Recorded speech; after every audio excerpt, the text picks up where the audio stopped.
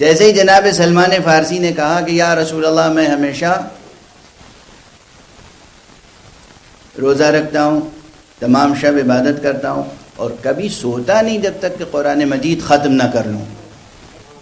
بچوں جوانوں، تمہیں دنیا کمانی ہے، دنیا کو مسخر کرنا ہے، دنیا کو اپنی مٹھی میں نہیں چٹکیوں میں رکھنا ہے۔ حوصلہ لے کے جانا، آج حوصلہ، قوت، طاقت، شجاعت، ویژن۔ دنیا میں کسی سے پیچھے نہ رہو، کسی میدان میں بھی۔ جب کسی میدان میں کہہ رہا ہوں تب کانٹیکسٹ جو ہے وہ بتا دیتا ہے کہ اچھے میدان مراد ہیں، ظلم کے میدان میں آگے نہ بڑھنا۔ لیکن کسی بھی میدان، خاص طور سے علم کی دنیا، خاص طور سے علم کی دنیا، علم کی طرف سے غفلت نہ ہو۔ ابھی ایک دو جملے ذہن میں آ رہے ہیں، عرض کروں گا۔ تو یہ نسخے اس لیے یاد رکھنے ہیں کہ جب آپ دنیا میں مشغول رہیں گے بظاہر، حالانکہ میں کہہ چکا کہ جب آپ دنیا میں کمائیں گے بھی نا تو اس کا ثواب ملے گا۔ آپ حلال روزی کمانے کے لیے گھر سے نکلیں گے، اس کا ثواب ملے گا۔ اگر بیوی بچوں کے پیٹ کو پالنے کے لیے، ان کی ضرورتوں کو پورا کرنے کے لیے اس نیت سے کہ ہم کسی کے سامنے ذلیل نہ ہوں، رسوا نہ ہوں، کسی کے سامنے دستے سوال دراز نہ کریں، ہم گدا گری نہ کریں، اللہ نے ہمیں مومن اور مسلمان بنا کے بھیجا ہے تو اللہ نے ہر چیز کا ہمیں اختیار دیا ہے، مگر کسی غیر خدا کے سامنے ذلیل ہونے کا اختیار نہیں دیا۔ کسی غیر خدا کے سامنے ذلیل ہونے کا اختیار نہیں دیا ہے۔ یہ حدیث قدسی کا مضمون ہے۔ اگر اس نیت سے کہ ہم غیر خدا کے آگے سوال دراز کر کے اپنے خدا کو رسوا کریں گے، توجہ ہے؟ میں کسی کو ملازم رکھوں اور وہ میرا ملازم آپ کے ہاں جا کے بھیک مانگ رہا ہو، ذلت کس کی ہے؟ کس کی ذلت ہے؟ غور فرما رہے ہیں؟ تو خدا کی مخلوق، خدا کا بندہ، بطور خاص خدا کا کلمہ پڑھنے والا اگر کہیں جا کے دست سوال گدا گری کے لیے دراز کرتا ہے تو یہ اپنے خدا کو رسوا کر رہا ہے۔ اس لیے اگر آپ کو بحیثیت انسان، بحیثیت مسلم، بحیثیت مومن اپنی ڈگنیٹی کو برقرار رکھنا ہے، کمانا ہے، تو یہ کمانے کے لیے گھر سے جب آپ نکلیں گے تو خدا کی قسم فرشتے آپ کے قدموں کے نیچے پر بچھائیں گے۔ آپ کیا سمجھتے ہیں؟ کیا سمجھتے ہیں آپ؟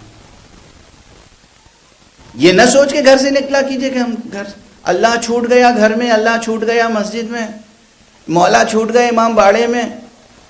مولا نہ امام باڑے میں چھوٹتے ہیں، نہ اللہ مسجد میں چھوٹتا ہے۔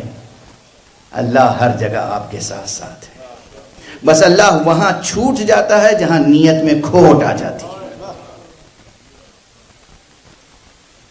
زندگی کے کسی محاذ پر، کسی گام پر، ایک آن اور ایک نفس کے لیے خدا آپ سے جدا نہیں ہوتا۔ آپ کام کر رہے ہیں تب بھی خدا آپ کے ساتھ ہے، آپ محضر الہی میں، محضر خدا میں، آپ عبادت کر رہے ہیں۔ اب یہ عبادت کی قسمیں ہیں، آپ چاہتے ہیں ہر قسم کی عبادت ہو، تو تلاوت بھی ایک قسم ہے، نماز بھی ایک قسم ہے، روزہ بھی ایک قسم ہے، کمانا بھی ایک قسم ہے۔ بھولے گا تو نہیں ہے سبق؟ حلال روزی کمانا بھی ایک قسم ہے، طالب علم کا کتاب پڑھنا بھی عبادت کی ایک قسم ہے۔ کتاب پڑھنا، جس بچے کو فزکس میں پی ایچ ڈی کرنی ہے اسے فزکس کی کتابیں پڑھنا بھی عبادت ہے، اور اس کا ثواب ہے، اس کا ثواب ہے، میں اعلان کر رہا ہوں ثواب ہے۔ دنیا کی کسی بھی برانچ آف نالج میں آپ جائیں، قربتاً اللہ علم حاصل کریں، آپ کو اس کا ثواب ملے گا۔ زندگی کا ذرا نقطہ نظر واضح ہونا چاہیے۔ اب جب آپ نے پڑھ کے لکھ کے تھک کے ہار کے جاب کر کے گھر آئے، اب کوئی کہے الحمد سے لے کے والناس تک پورا قرآن ختم کیجئے، پاسبل نہیں ہے، ٹھیک ہے نا؟ لیکن آپ کا دل چاہتا ہے کہ پورا قرآن ختم کر کے سنیں، تو کوئی راستہ ہے یا نہیں؟ اسی کو تو قدرت خدا کہتے ہیں کہ ناممکن کو ممکن بنا دے۔ ایک صلوات پڑھ دیجئے محمد و آل محمد۔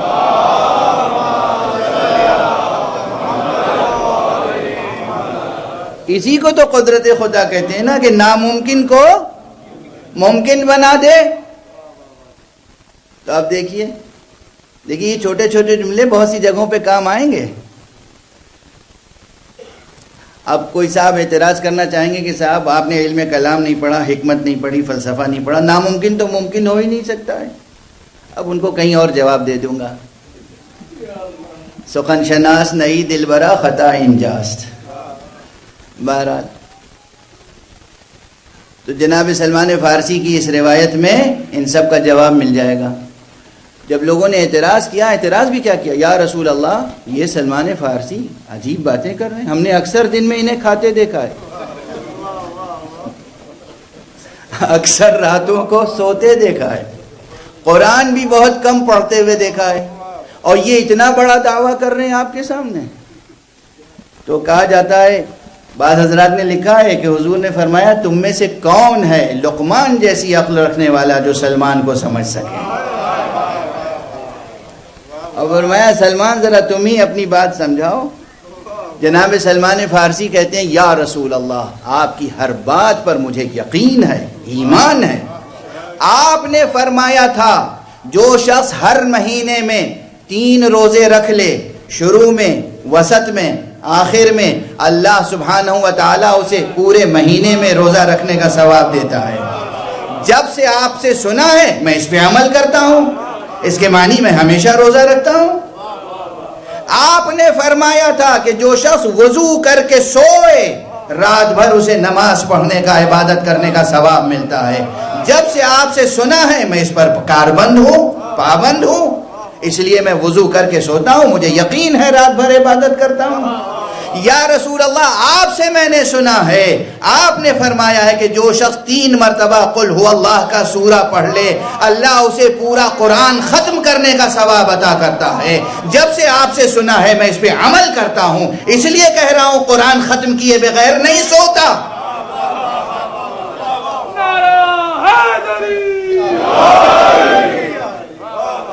توجہ ہے، یہ بھی ایک نسخہ ہے سیر و سلوک کا، مگر یہ کس کے لیے ہے؟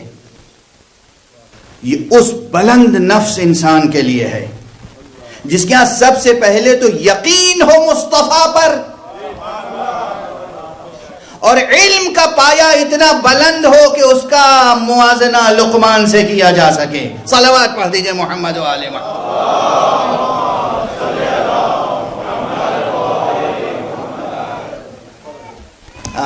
عزیزو، جوانوں، بزرگوں، خواتین سن رہی ہیں، میری مائیں بہنیں توجہ سے سنیں اور یہ پیغامات لے کے جائیں، محفوظ رکھیں۔ یہ سب قرآن اور اہل بیت کے پیغامات ہیں۔ اہل قرآن اور امت مصطفیٰ اور امت مرتضیٰ اور امت سید الشہداء کو کیسا ہونا چاہیے؟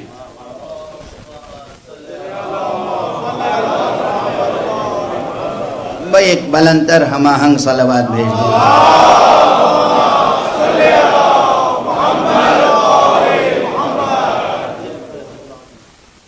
بس توجہ برقرار رکھیں۔ علم بہت اہم عنصر ہے، اہم ترین۔ چاہے دنیا کی کامیابی حاصل کرنی ہو یا آخرت کی، بہت توجہ سے سنیے گا، بس اب میں سمیٹ رہا ہوں۔ کہنے کے لیے تو بہت کچھ ہے خود آیت کے متن میں، مگر ظاہر ہے سینے میں اتنی طاقت ہونی چاہیے، وقت میں اتنی گنجائش ہونی چاہیے۔ دنیا تسخیر کرنی ہے تو علم، آخرت تسخیر کرنی ہے تو علم۔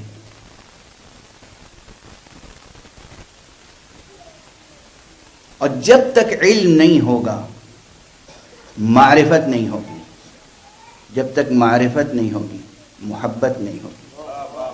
جب تک محبت نہیں ہوگی عبادت نہیں ہوگی. پہلی چیز ہے علم. اسی لیے اسلام نے علم پہ زور دیا. پہلی وحی جو نازل ہوئی اقرا، پڑھو. مسلمان سب یاد رکھتا ہے، بس پہلی وحی یاد نہیں رکھتا. اقرا، پڑھو، خود پڑھو، سن کے عمل نہ کرو ورنہ کچھ اور ہو جاؤ گے. پڑھ کے عمل کرو، سن کے آگے نہ بڑھو.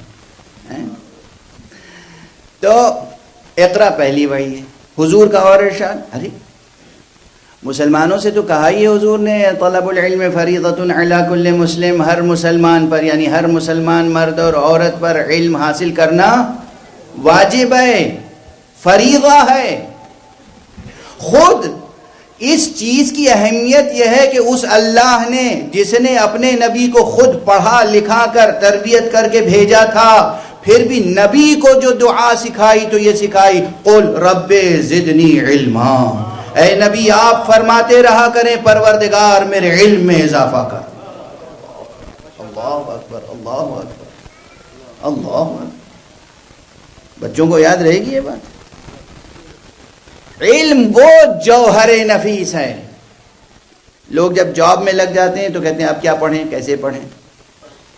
حضور نے کہا اطلب العلم من المہد الی اللحد، گہوارے سے گور تک، آغوش مادر سے آغوش قبر تک مسلسل علم حاصل کرو. اسی لیے یہیں بریکٹ میں عرض کر دوں، پروردگار یہ حضرات جو ادارہ جعفریہ کو اس وقت چلا رہے ہیں، ان کی توفیقات میں اضافہ فرمائیں اور آپ سب کی توفیقات میں اضافہ فرمائیں. اور جس طرح سے بھی ممکن ہے آپ حضرات اس ادارے کی سرپرستی فرمائیں، تعاون فرمائیں. بغیر مانگے دینے کا ثواب زیادہ ہوتا ہے.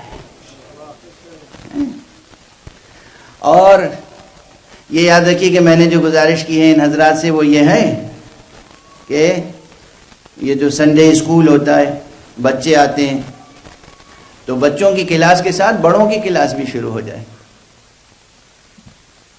ایسا اسٹاف آپ کا ہو جو ماں باپ لے کے آتے ہیں بچوں کو، ماں چھوڑنے آتی ہے، باپ چھوڑنے آتا ہے، کوئی لینے آتا ہے، کوئی لے جانے آتا ہے. سنڈے ایک دن ہے، آپ اس سینٹر کو اپنی زندگی کا نیوکلیس بنا دیں. آپ یہاں آئیں، بچوں کو لے کے آئیں، خود بھی رہیں. بچوں کی کلاس الگ ہو رہی ہو، عورتوں کی کلاس الگ ہو رہی ہو، مردوں کی کلاس الگ ہو رہی ہو، سب علم حاصل کر رہے ہوں تاکہ پیغمبر کے اس قول پہ عمل ہو جائے، اطلب العلم من المہد الی اللحد. گہوارے سے لے کے گور تک علم حاصل کرتے رہو.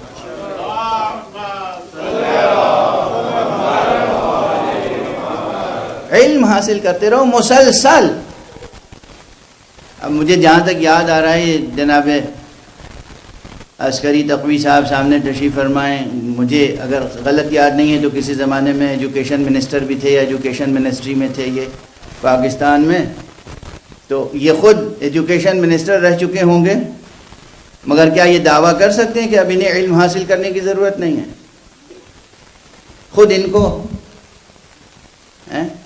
ہر شخص 24 گھنٹے میں ایک نسخہ، یہ ابھی ذہن میں آ گیا، 24 گھنٹے میں 24 منٹ وقف کیجئے کہ ہمیں کوئی نئی بات سیکھنی ہے روزانہ.